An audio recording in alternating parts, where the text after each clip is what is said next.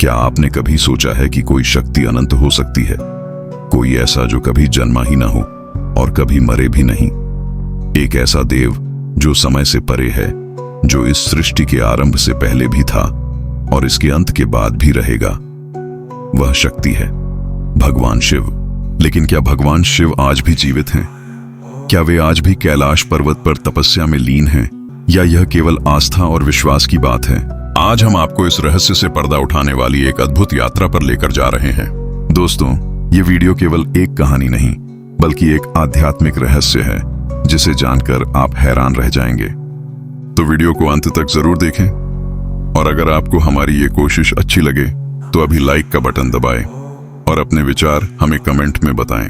अगर आप हमारे साथ ऐसी और भी अद्भुत कहानियां सुनना चाहते हैं तो चैनल को सब्सक्राइब करें और बेल आइकन जरूर दबाएं, ताकि आपको हमारी हर नई वीडियो की जानकारी सबसे पहले मिले।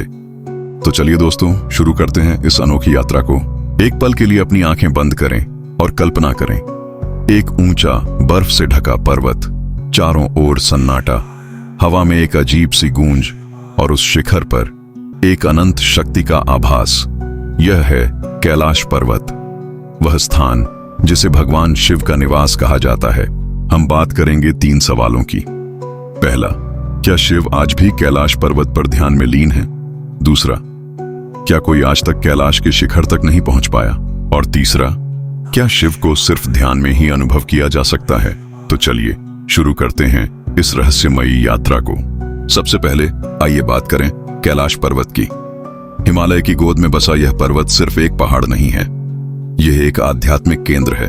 शिव पुराण कहता है कि यहाँ भगवान शिव अपनी पत्नी पार्वती के साथ रहते हैं। लेकिन क्या वे आज भी वहां हैं? कई संत और योगी मानते हैं हाँ। कहा जाता है कि शिव एक ऐसी समाधि में लीन है जहां समय रुक जाता है। वे न जन्म लेते हैं न मरते हैं। उन्हें अजन्मा कहा जाता है, अनादि कहा जाता है। सोचिए, एक ऐसी शक्ति जो अनंत काल से मौजूद है। क्या यह संभव है? शायद हाँ, क्योंकि कैलाश को देवों का देवालय कहा जाता है। यहाँ की हवा, यहाँ का सन्नाटा, सब कुछ अलौकिक लगता है। कुछ कहते हैं कि उन्होंने ध्यान में शिव की मौजूदगी को अनुभव किया। तिब्बती बौद्ध भी कैलाश को पवित्र मानते हैं। वे इसे मेरु पर्वत कहते हैं, वह स्थान जहां ब्रह्मांड की ऊर्जा केंद्रित है। लेकिन क्या यह सिर्फ आस्था है या इसके पीछे कोई सच है? कुछ लोग कहते हैं कि शिव का अमृतत्व उनकी योग शक्ति में छिपा है। वे कहते हैं कि शिव ने समाधि की ऐसी अवस्था हासिल की जहां शरीर भले ही स्थूल न दिखे, लेकिन उनकी चेतना हर कण में बसी है। तो क्या वे आज भी वहां हैं? जवाब शायद आपके अपने विश्वास में छिपा है। अब आते हैं उस सवाल पर जो इस रहस्य को और गहरा बनाता है। कैलाश पर्वत की ऊंचाई है 6,838 मीटर। यह माउंट एवरेस्ट से छोटा है, फिर भी आज तक कोई इसका शिखर नहीं छू सका। क्यों? क्या यह सिर्फ प्रकृति की चुनौती है या कुछ और? दुनिया के बड़े बड़े पर्वतारोही कैलाश पर चढ़ने की कोशिश कर चुके हैं, लेकिन हर बार कुछ न कुछ ऐसा हुआ कि वे या तो लौट आए या आगे बढ़ ही नहीं सके। कुछ ने कहा कि रास्ता बहुत कठिन है, खड़ी चट्टानें, बर्फीले तूफान और ऑक्सीजन की कमी। लेकिन स्थानीय लोग इसे मानते हैं शिव की मर्जी। एक पर्वतारोही ने लिखा कि जब वह कैलाश के करीब पहुंचा तो उसे लगा कि कोई अदृश्य दीवार उसे रोक रही है। उसने कहा, यह सिर्फ एक पहाड़ नहीं, यह एक शक्ति है। क्या यह सच हो सकता है? कई वैज्ञानिकों ने भी माना कि कैलाश के आसपास एक अजीब ऊर्जा क्षेत्र है। कुछ इसे चुंबकीय प्रभाव कहते हैं तो कुछ इसे अलौकिक। कैलाश की एक खास बात और है, यह 4 धर्मों हिंदू, बौद्ध, जैन और बोन के लिए पवित्र है। फिर भी कोई भी इसके शिखर तक नहीं पहुंच सका। तीर्थयात्री इसकी परिक्रमा करते हैं जो 52 किलोमीटर लंबी है, लेकिन शिखर वह आज भी एक रहस्य है। शायद यह शिव का संदेश है कि उनका निवास मानव की पहुंच से परे है। कैलाश की एक खास बात और है, यह 4 धर्मों हिंदू, बौद्ध, जैन और बोन के लिए पवित्र है। फिर भी कोई भी इसके शिखर तक नहीं पहुंच सका। तीर्थयात्री इसकी परिक्रमा करते हैं जो 52 किलोमीटर लंबी है, लेकिन शिखर वह आज भी एक रहस्य है। शायद यह शिव का संदेश है कि उनका निवास मानव की पहुंच से परे है।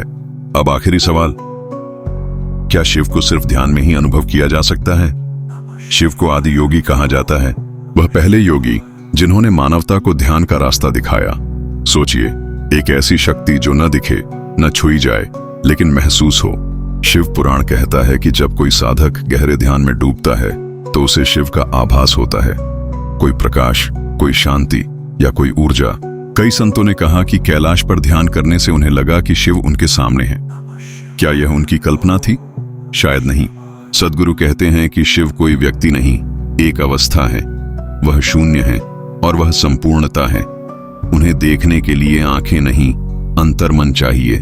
कैलाश जाने वाले तीर्थयात्रियों ने बताया कि वहां की शांति में उन्हें शिव की मौजूदगी महसूस हुई। एक भक्त ने कहा, मैंने आंखें बंद की और मुझे लगा कि महादेव मेरे भीतर बोल रहे हैं। तो क्या शिव का अमृतत्व उनके भौतिक रूप में है या उनकी चेतना में? शायद जवाब यह है कि वे हर उस मन में जीवित हैं जो उन्हें याद करता है, ध्यान में, भक्ति में, विश्वास में। तो दोस्तों, क्या भगवान शिव आज भी जीवित हैं? अगर आप इसे भौतिक रूप में देखें तो कैलाश का रहस्य आपको सोचने पर मजबूर कर देगा। एक ऐसा पर्वत जिसे आज तक कोई नहीं चढ़ सका। वैज्ञानिक भी यह मानते हैं कि यहाँ कोई अदृश्य शक्ति मौजूद है। जो भी इसकी चोटी को छूने की कोशिश करता है वह रहस्यमय तरीके से लौट आता है, कुछ अजीब अनुभव के साथ।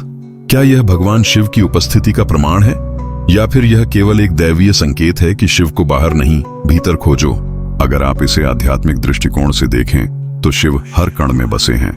वे अनादि हैं, अनंत हैं और संपूर्ण ब्रह्मांड में व्याप्त हैं। लेकिन एक सवाल अब भी कायम है, कैलाश का शिखर क्यों अनछुआ है? क्या यह केवल एक संयोग है या फिर यह शिव का संदेश? कुछ लोग कहते हैं कि कैलाश के आसपास समय धीमा चलता है। वहां जाने वाले यात्रियों को लगता है कि वे किसी और ही दुनिया में प्रवेश कर चुके हैं। वैज्ञानिकों के मुताबिक वहां की ऊर्जा बाकी जगहों से अलग है। यह सब क्या दर्शाता है? क्या शिव आज भी कैलाश पर तपस्या में लीन है? शिव को समझने के लिए केवल तर्क ही नहीं बल्कि भक्ति की भी जरूरत होती है। वे केवल एक देवता नहीं बल्कि संहार और सृजन की शक्ति हैं। अब यह आप पर निर्भर करता है, आप क्या मानते हैं? क्या भगवान शिव आज भी कैलाश पर हैं? अपनी राय हमें कमेंट में जरूर बताएं। अगर यह रहस्यमयी कहानी आपको पसंद आई हो तो इसे अपने दोस्तों के साथ जरूर शेयर करें और हाँ, वीडियो को लाइक करना ना भूलें। अगर आप ऐसे ही और अद्भुत रहस्य जानना चाहते हैं तो हमारे चैनल को सब्सक्राइब करें और बेल आइकन जरूर दबाइए ताकि आपको हमारी हर नई वीडियो की जानकारी सबसे पहले मिले। तो दोस्तों, यह रहस्य आज भी बना हुआ है। शिव केवल एक विचार नहीं बल्कि एक अनुभव है जो हर साधक को उनकी भक्ति और श्रद्धा के अनुसार प्राप्त होते हैं। अगली बार फिर मिलेंगे एक और अनसुलझे रहस्य के साथ। तब तक के लिए नमस्ते। जय भोलेनाथ, हर हर महादेव।